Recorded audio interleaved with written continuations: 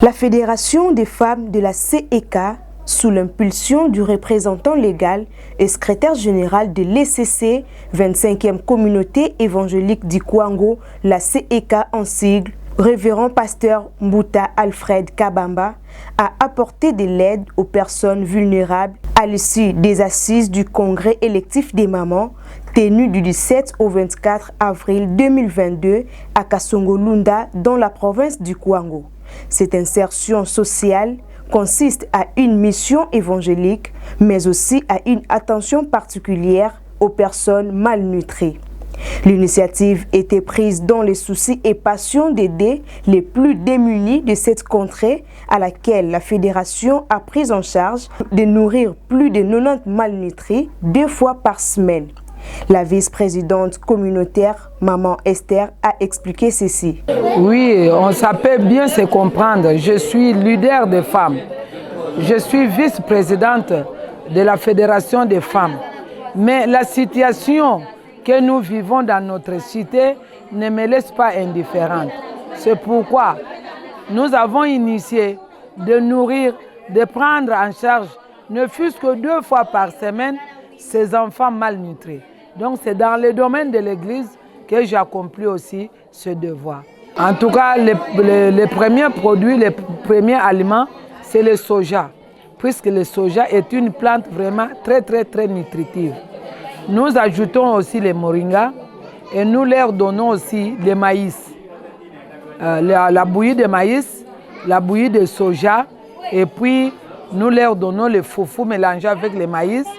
On peut leur donner soit les légumes mélangés avec les chenilles, si on trouve aussi des courges, et la pâte d'arachide aussi. C'est ça que nous utilisons pour les nourrir. Il y a un grand changement, maman journaliste, un grand changement. D'ailleurs, si vous voyez nos premières images, vous n'aurez pas envie de les regarder. Mais maintenant, il y a un grand changement, surtout pour ceux qui viennent à chaque rendez-vous. Non, nous lançons un appel solennel à tout le monde, à toutes les personnes de bonne volonté, de nous aider, de nous venir en aide. Parce que jusque-là, nous avons plus de 102 enfants.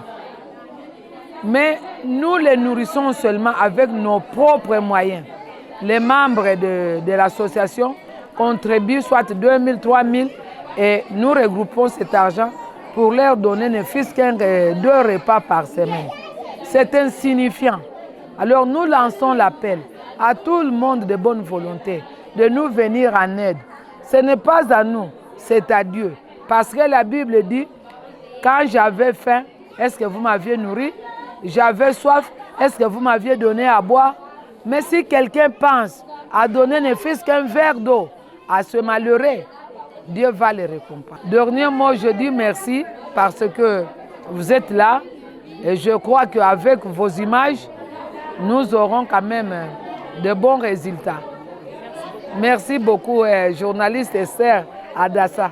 La situation reste débile et elles ont lancé un appel aux personnes de bonne foi de penser à la prise en charge de cette population qui sont dans un état critique. Pour lutter contre cette émaciation sévère ou insuffisance pondérale, la plus convaincante reste une attestation des personnels soignants qui précise la nécessité d'assistance. Donc, eza organisation ba mama seka basala ki a fédération parce que vie na kati ya cité tozomona bana bazobeba malamu ezala badilt bazobeba ebele soutien ezate.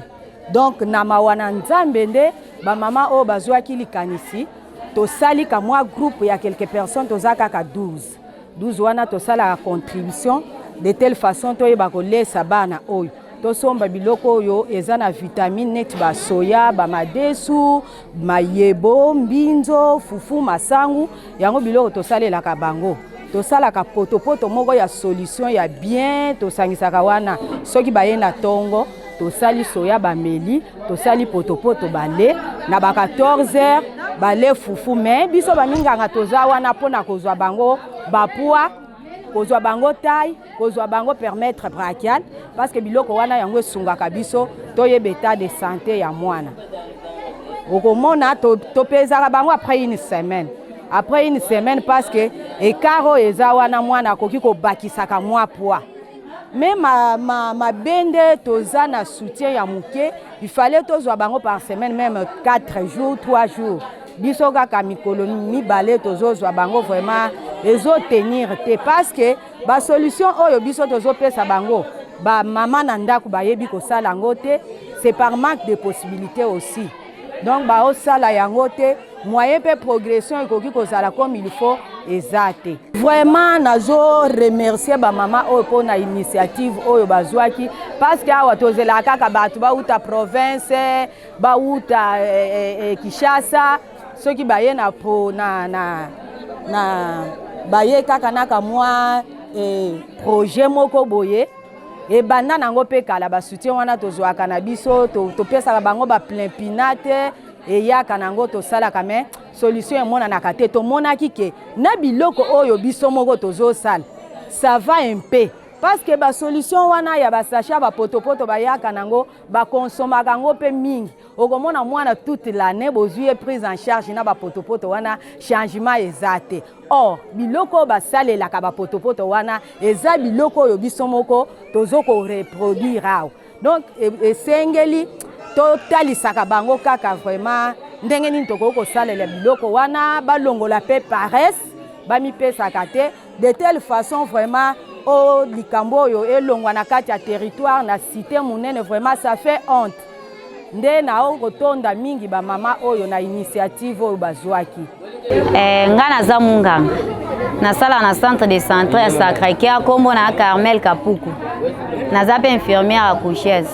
Toza awa liboso ya bana na biso po totali population ezobeba.